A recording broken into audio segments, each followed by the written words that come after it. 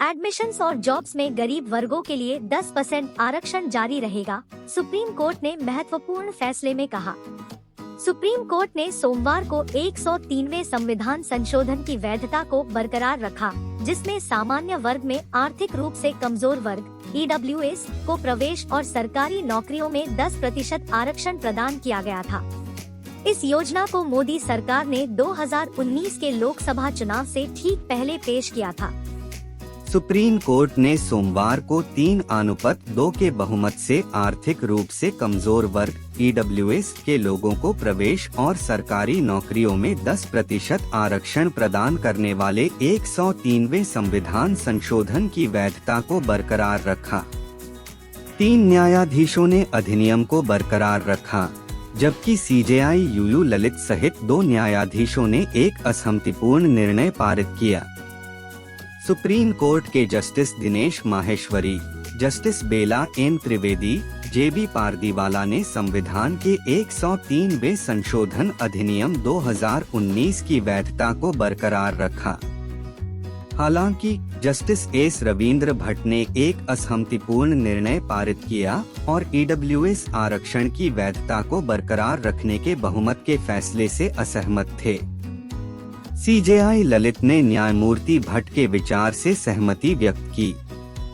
न्यायमूर्ति दिनेश माहेश्वरी ने कहा कि आर्थिक मानदंडों पर आरक्षण संविधान के मूल ढांचे का उल्लंघन नहीं करता। EWS आरक्षण समानता संहिता का उल्लंघन नहीं करता है। उन्होंने कहा कि EWS संशोधन समानता संहिता का उल्लंघन नहीं करता है या संविधान की आवश्यक विशेषताओं का उल्लंघन नहीं करता है और 50% का उल्लंघन बुनियादी ढांचे का उल्लंघन नहीं करता है। अनुसूचित जाति अनुसूचित जनजाति के अलावा अन्य के लिए विशेष प्रावधान करने के लिए राज्य को सक्षम करने वाले इस संशोधन को संसद द्वारा सकारात्मक कार्रवाई के रूप में माना जाना चाहिए। एक अलग वर्ग के रूप में संशोधन एक उचित वर्गीकरण है। उनके साथ सामान्य वर्ग के नागरिकों के समान व्यवहार नहीं किया जा सकता है। न्यायमूर्ति त्रिवेदी ने कहा कि इस तरह का वर्गीकरण समानता संहिता का उल्लंघन नहीं करता है। प्रस्तावना में क्या है और भाग 3 और 4 में क्या है, इसे मूल संरचना का उल्लंघन नहीं कहा जा सकता है। न्यायमूर्ति त्रिवेदी ने आगे कहा कि केशवानंद भारती में प्रतिपादित पहचान परीक्षण का उल्लंघन नहीं किया गया है।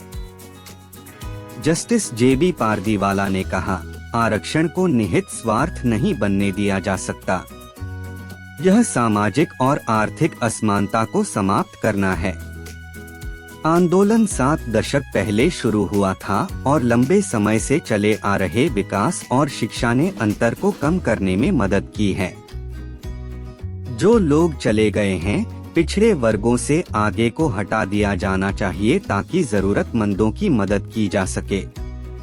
पिछड़े वर्गों को निर्धारित करने के तरीकों पर फिर से विचार करने की जरूरत है ताकि तरीके आज के समय में प्रासंगिक हों।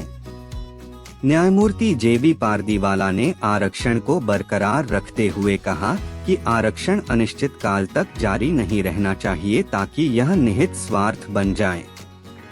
जस्टिस रविंद्र, जिन्होंने बाकी बेंच के फैसले से असहमति जताई, ने कहा, हमारा संविधान बहिष्कार की अनुमति नहीं देता है और यह संशोधन सामाजिक न्याय के ताने बाने को कमजोर करता है और इस तरह बुनियादी ढांचे को कमजोर करता है। यह संशोधन हमें यह विश्वास करने के लिए भ्रमित कर रहा है कि जो लोग सामाजिक हो रहे हैं और पिछड़े वर्ग के लाभ को किसी तरह बेहतर रखा गया है। इस अदालत ने माना है कि सेक्शन 16(1) और 4 समान समानता सिद्धांत के पहलू हैं।